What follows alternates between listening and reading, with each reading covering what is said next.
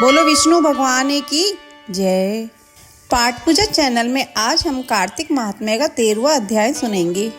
कार्तिक महात्म्य के अध्याय 13 में हम यह जानेंगे कि कैसे जलंधर और भगवान विष्णु के बीच भयंकर युद्ध हुआ, जिसमें जलंधर ने अपनी शक्ति और साहस का प्रदर्शन किया। भगवान विष्णु ने उससे प्रसन्न होकर वरदान मांगने को कहा। इसके साथ हम यह भी जानेंगे कि जलंधर ने भगवान विष्णु से क्या वरदान मांगा। चलिए सुनते हैं 13वां अध्याय।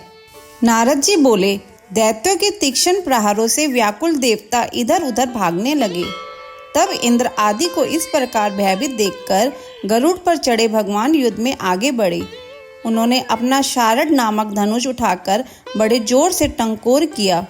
त्रिलोकी शब्दित हो गए। पल भर में ही भगवान विष्णु ने हजारों दैत्यों के सिर काट गिराए। यह देखकर जलंधर के क्रोध की सीमा न रही। फिर तो भगवान विष्णु और जलंधर का महान संग्राम हुआ। बाणों से आकाश भर गया। लोग आश्चर्य करने लगे। भगवान विष्णु ने अपने बाणों के वेग से उस दैत्य की ध्वजा, छत्र और धनुष बाण काट डाले तथा एक बाण से उसकी छाती में प्रहार किया। इससे व्यथित हो उसने अपनी प्रचंड गदा उठा गरुड़ के मस्तक पर दे मारी। गरुड़ पृथ्वी पर गिर पड़ा। साथ ही क्रोध से उस दैत्य ने होठ काटे और भगवान विष्णु की छाती में भी एक तीक्ष्ण बाण मारा। इसके उत्तर में भगवान विष्णु ने उसकी गदा काट दी और अपने शारद धनुष पर बाण चढ़ाकर उसको बींधना प्रारंभ किया। जलंधर भी उन पर अपने पैने बाण बरसाने लगा। उसी समय जलंधर ने भगवान विष्णु को कई पैने बाण मारकर वैष्णव धनुष को काट दिया।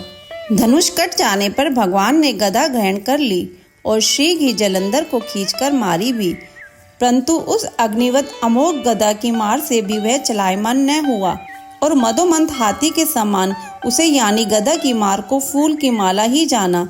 साथ ही उस युद्ध दुर्मुद ने अत्यंत ही क्रुद्ध होकर एक अग्निमुख त्रिशूल उठाकर विष्णु पर छोड़ दिया। भगवान विष्णु ने शिव के चरणों का स्मरण कर नंदक नामक त्रिशूल से उसके त्रिशूल को छेद दिया। जलंधर ने झटक कर भगवान विष्णु की छाती में एक मुष्टिक मारा। उसके उत्तर में भगवान विष्णु ने भी उसकी छाती पर अपनी मुष्टिका का प्रहार किया। फिर दोनों घुटने टेक कर बाहों और मुष्टकों से बाहु युद्ध करने लगे। कितनी ही देर तक भगवान विष्णु उसके साथ युद्ध करते रहे। वह कुछ श्रमित से हो गए। तब सर्वश्रेष्ठ मायावी भगवान उस दैत्यराज से महक वाणी से बोले, हे रणदुर्मुम दैत्य श्रेष्ठ, तू धन्य है जो इस महायुद्ध में इतने बड़े बड़े आयुधों से भी भयभीत न हुआ। तेरे इस युद्ध में मैं बड़ा प्रसन्न हूँ। तू जो चाहे मांग, मैं अद्य वस्तु भी आज तुझको दे दूंगा।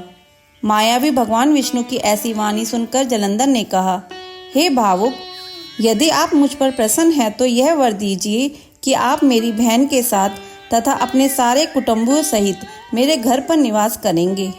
नारद जी कहते हैं, उसके ऐसे वचन सुनकर भगवान विष्णु को खेद तो हुआ, किंतु उसी क्षण उन देवेश ने तथास्तु कह दिया। अब भगवान विष्णु सब देवताओं के साथ जलंधरपुर में जाकर निवास करने लगे। जलंधर अपनी बहन लक्ष्मी और देवताओं सहित भगवान विष्णु को वहां पाकर बड़ा प्रसन्न हुआ। फिर तो देवताओं के पास जो रत्न आदि थे उनके स्थानों पर दैत्यों को स्थापित कर जलंधर पृथ्वी पर आया। निशुंभ को पाताल में स्थापित कर दिया और देव दानवीय गंधर्व सर्प राक्षस मनुष्य आदि सबको अपना वशवर्ती बनाकर त्रिभुवन पर शासन करने लगा। उसने धर्मानुसार सुपुत्रों के समान प्रजा का पालन किया। उसके धर्म राज्य से सभी सुखी थे। अध्याय संपूर्ण। अगर आपको यह अध्याय सुनना अच्छा लगा हो तो इसे लाइक करके शेयर करें। चैनल पर नए हो तो सब्सक्राइब करें।